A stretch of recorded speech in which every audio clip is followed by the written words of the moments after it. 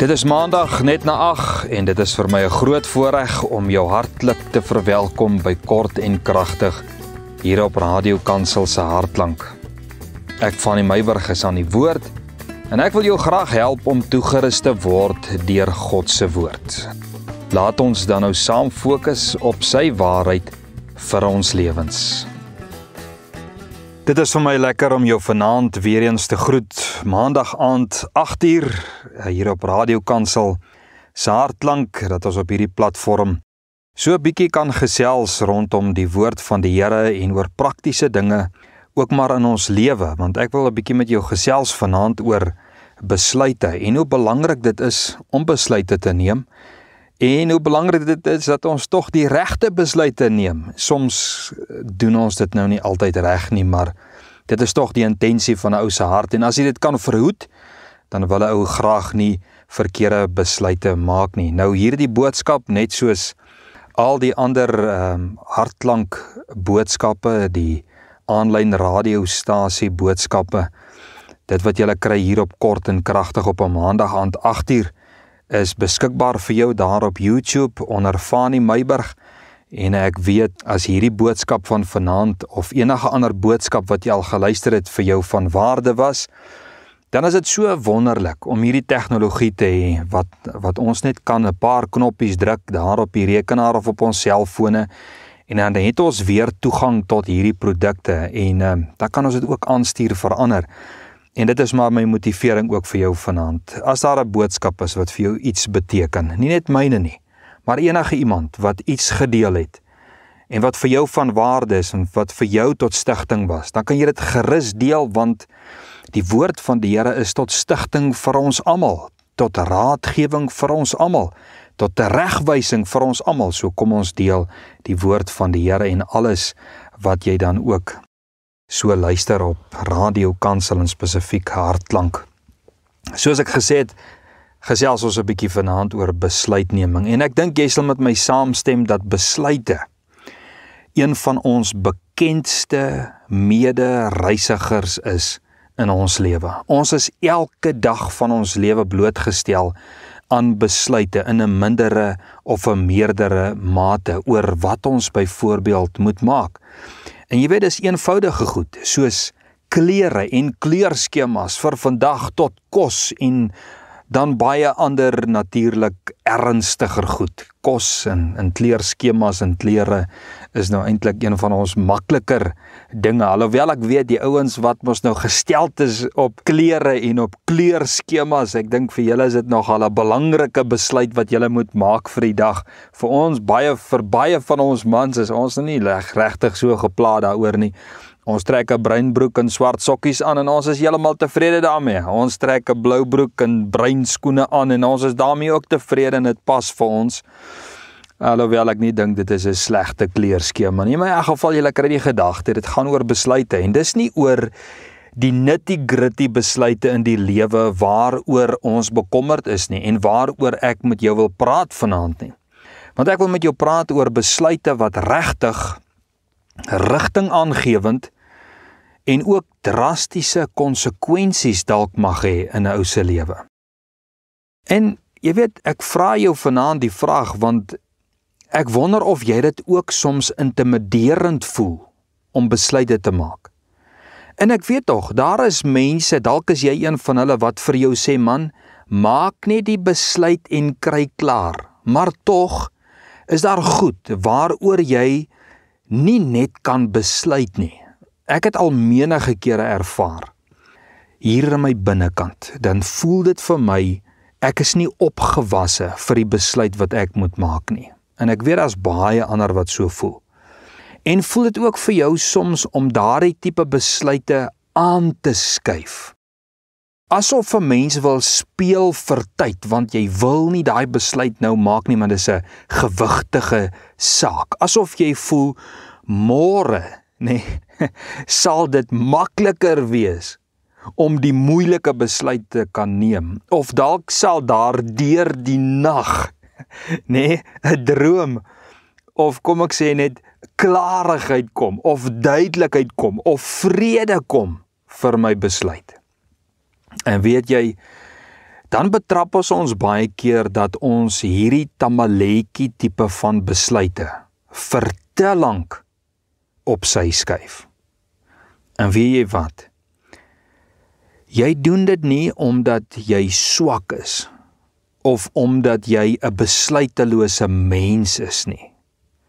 Maar jy skuif hierdie goed aan, omdat jy besef wat die erns van die saak is, en dat jou besluit drastiese veranderinge mag meebring in jou huwelik en in jou gesinslewe, in jou besigheid, in jou skool, wat ook al die geval is.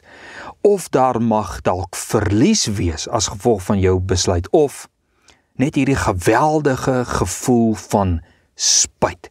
Hierdie keuse wat jy moet maak, hierdie besluit wat jy moet maak, druk werklik swaar op jou skouers. En ek onthou hoe my seun voor 'n baie belangrike besluit in sy lewe was. Is nou onlangs, is nie te lank terug nie.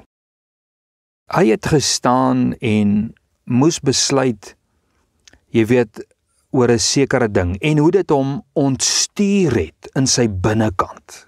'n Tipe van 'n warboel veroorsaak het. In 'n mate het hy buite beheer gevoel oor die saak, want het hy gesê, ek wil nie die verkeerde besluit maak nie. Is dit nie hoekom ons onstuimig voel in ons binnekant, hoekom ons goed wil uitstel nie? Want ons wil nie die verkeerde besluit maak nie. Dis die kruks van die saak. Ons talm of ons voel ongemaklik vir ons besluit, want ons wil reg besluit. En dalk praat jy en sê jy dit uit vorige ondervindings. En dalk kom hierdie boodskap vanaand vir jou eintlik op die regte tyd, want dis einde van die jaar en jy het dalk belangrike besluite om te neem, dalk rakende jou werk of 'n ander skool vir jou kinders of kontrakte of oor jou huwelik, jou gesinslewe, wat ook al.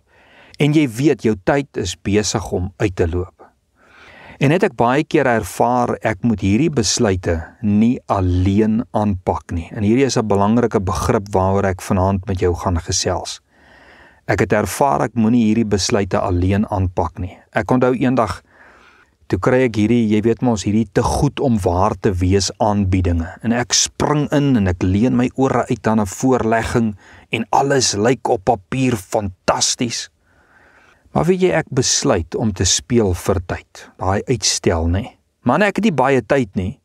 En op pad van daardie vergadering af, wat ek die volgende dag eintlik moet voortsit, die volgende dag moet ek die besluit klaar gemaak het. Toe skakel ek 'n vriend en ek verduidelik hom my fantastiese offer en hoe ek die volgende dag hierdie ding gaan vasmaak.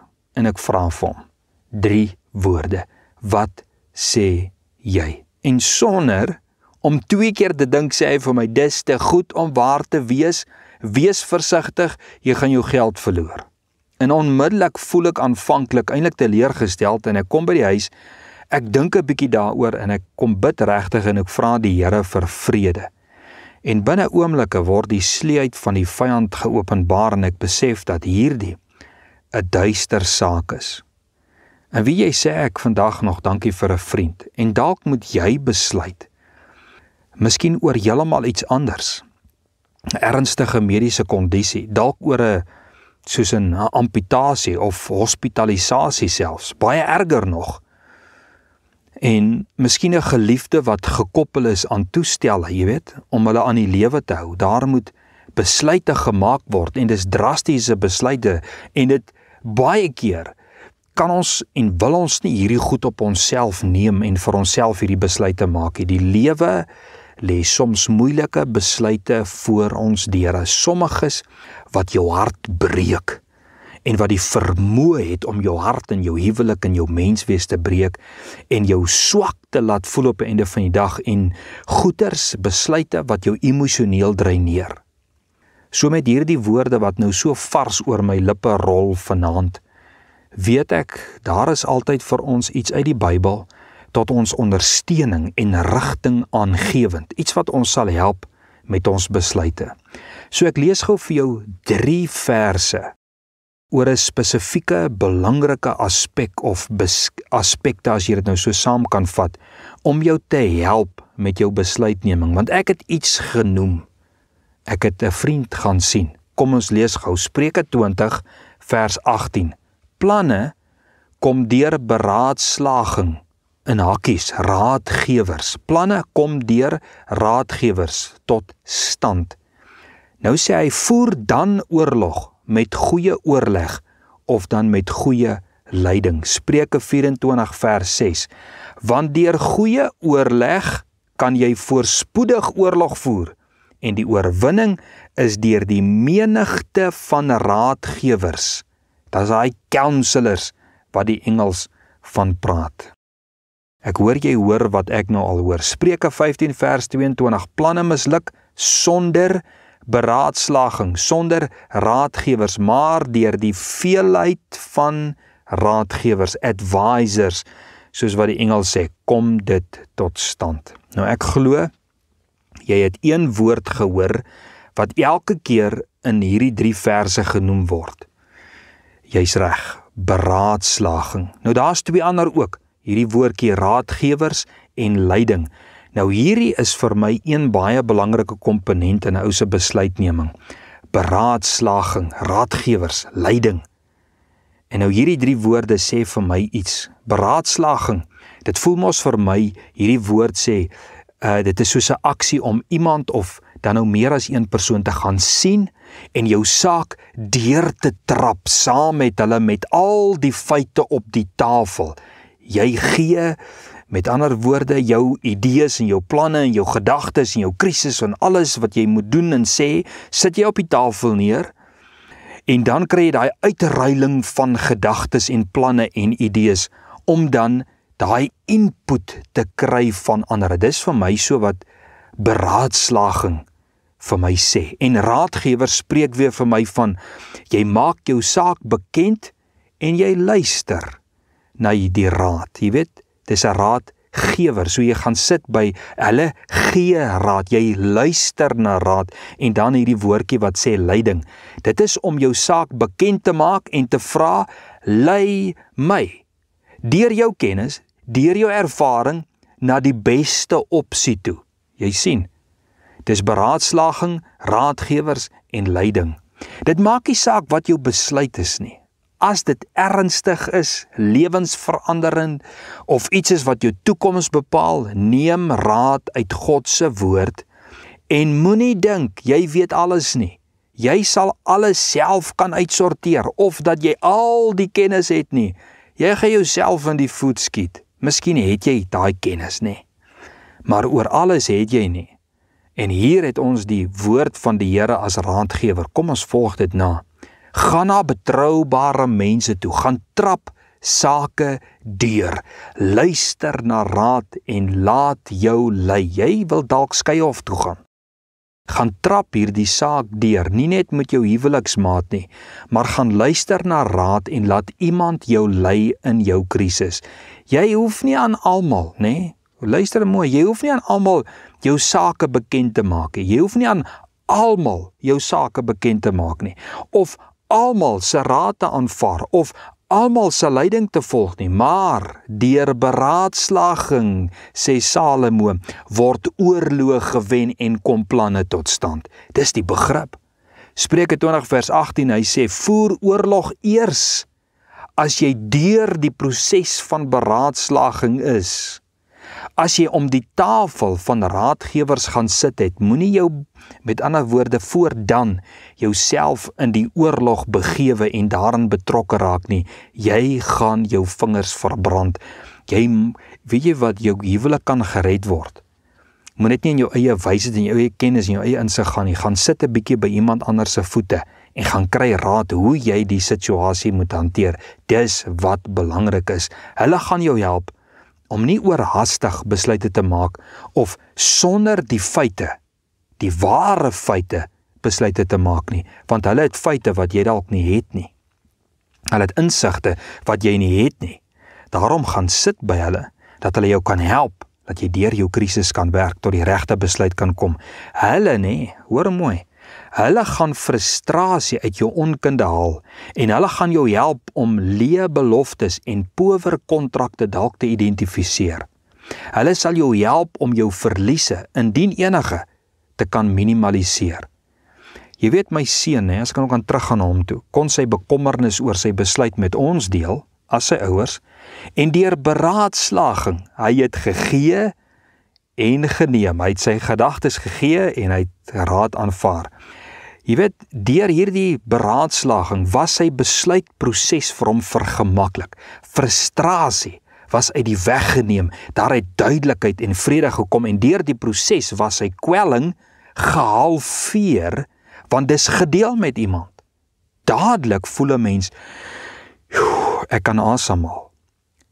Jy weet, 'n ander goeie vriend met jare agter die blad, het eendag uit die bloute vir my gesê, oor die telefoon, nie om te weet wat in my lewe aangaan en wat my besluite is nie, en dat ek 'n besluit moes maak nie, hy het vir my gesê, moet nooit besluite uit frustrasie maak nie. Frustrasie gee baie keer aan jou 'n onnodige tipe van oorhastigheid aan die saak. Nee, weet jy wat, laat ek dit net oplos, laat ek net die besluit maak, laat ek dit net klaar kry.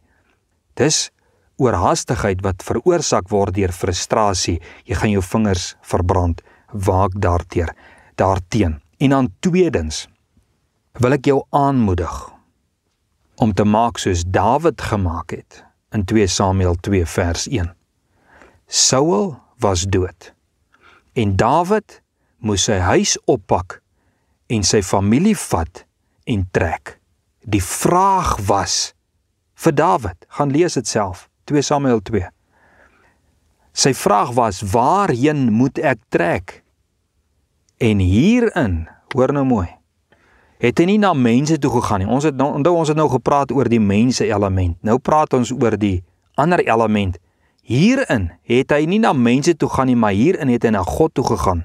Hy het na God toe gegaan wat hom gesalf het om koning te word en hy het God geraadpleeg en gevra, Here, waarheen? En God het hom bygestaan in sy besluit, gaan lees dit gerus. As God se kind, my vriend en vriendin, kan jy vrymoedigheid neem en vir God vra, hoe, wat, waar, waarheen? En God sal jou help in jou besluitneming. Jy weet, Asaf het gesê daar in Psalm 73 vers 24. Hoor mooi, hy sê, U sal my lei deur U raad. U, Here, sal my lei deur U raad. En verder sê hy daar in vers 28, maar wat my aangaan, dit is vir my goed om naby God te wees. In die Here het ek my toevlug gestel. Soos Dawid, wat sy toevlug na God toe gemaak het, het Asaf sy toevlug na God toe gemaak. As kind van God moet jou vertroue in die Here wees om jou te lei in jou besluitneming. En ek sit nie die raadpleging van God in tweede plek, omdat God tweede plek moet inneem nie. Maar ek noem dit in hierdie orde eerstens, want die raad rondom beraadslaging is uit God se woord, om mense te raadpleeg, nie? En wanneer jy tot God nader, sal God jou voetstappe rig tot die regte mense, en dat hulle jou met die regte raad en leiding sal kan bedien. Gideon, hy het meer as een keer bevestiging gesoek vir sy aksies, maar sy bevestiging het hy in God gesoek. Die menslike element is daar, maar jy weet, hier aan jou binnekant, jy het geberaadslaag, jy het raadgewing geontvang, mense het jou gelei, maar nou moet daai vrede kom in jou hart. Wat nou? Sy bevestiging het Gideon in God gesoek. Een ding kan ek vir jou vanaand sê. God weet wat is die beste. En laat ek ook sommer vir jou sê, alle besluite wat jy gaan maak, gaan nie vir jou soos vrede voel nie. Al het jy God geraadpleeg, want emosioneel druk moeilike besluite hard op 'n mens se hart, maar jy gaan die besluit maak in geloof. Soms kom die beste raad met die grootste uitdagings. Dit strek baie keer jou geloofspiere, dit maak soms seer, maar dis die beste. Ek onthou toe ek en my vrou en later saam met ons kinders dinge en mense naby aan ons moes laat gaan en selfs verlaat. Dit was nie maklik nie, maar ons moes dit in geloof doen. Ek onthou toe ek en my vrou met ons eerste kind 'n onbekende pad moes inslaan, hoe getrou God was. Nog voor ons by die besluitneming moes kom, het Heilige Gees ons voorberei, en toe ons die besluit moes neem, was dit makliker geweest. Dit was nie lekker nie. Die besluit was nie net, dit was nie 'n gemaklike besluit nie, maar dit was maklik, want ons het geweet God was met ons. En as ons vandag terugkyk, dan sien ons en het ons ervaar wat Dawid ervaar het. Dawid se koningskap was bevestig toe hy vertrek het na sy nuwe adres toe. Gaan lees dit 'n bietjie. Maar dit was vir hom makliker om die besluit te maak, want God het hom voorberei op hierdie dag wat sou kom. So waar is die skrif uit God se woord wat sê, vertrou op die Here met jou hele hart en steun nie op jou eie insig nie, maar vertroue op die Here. Nie net vertroue op die Here nie, maar om God met jou hele hart te vertrou. Wees versigtig, soos wat die skrif sê, vir jou eie insig. Steun nie op jou eie insig nie. Hoekom sê ek so? Want jou eie insigte word baie male beïnvloed deur frustrasies, waaroor ons gepraat het, word beïnvloed deur vrese, bekommernisse, onkunde, hartseer, verwyte, bitterheid, kwade gevoelens, En wat ek nou genoem het, is alles bestanddele van giftige konkoksies. Wanneer jy kom by besluitneming, dan volg jy die belangrike stap van beraadslaging. Vertrou op die Here en maak gebruik van God se gesandte wat jou gaan aanhoor, raad gee en jou gaan lei in jou proses van besluitneming. Ek kan getuig, ek het nie altyd die roete gevolg nie. Hierdie wat ek jou nou van vertel, het ek nie gevolg nie. En dis hoekom ek met gesag daaroor kan praat. En as ek vandag spyt oor 'n paar dinge, het die Here ons beskerm en het die Here ons 'n paar dinge geleer in die proses van onkunde? Ja, definitief. Maar sommige besluite sou soveel beter uitgedraai het as ek net aan die voete van raadgewers gaan sit het en as ek God geken het in my sake. So my broer en suster in die Here en vriend en vriendin, kind van die Here, jy het dalk 'n besluit om te maak, of jy ken iemand wat besluite moet maak. Vanaand het jy die antwoord gekry en gaan deel hierdie raad, want hulle het dit nodig soos wat jy dit nodig gehad het, of hulle het dit nodig soos wat jy dit nodig het. So ek wil jou vanaand wegstuur met 'n gebed en mag die Here jou seën in jou besluitneming. Here, voor U lê die feite tog op die tafel. Here, U weet wat is die beste. Wat is die beste in hierdie spesifieke situasie waarin elke luisteraar vanaand in vasgevang is? Ek vra Here, bedien U kinders in hierdie aand met raad en rig hulle na die regte mense tot raad en tot leiding, is my gebed in Jesus naam. Amen. Ek groet jou vanaand en mag die seën van die Here jou vergesel en die beskerming van die Here tot volgende week. As die Here ons lewe spaar, selfde tyd, selfde plek, praat ons weer oor heeltemal iets anders uit God se woord. Blessings.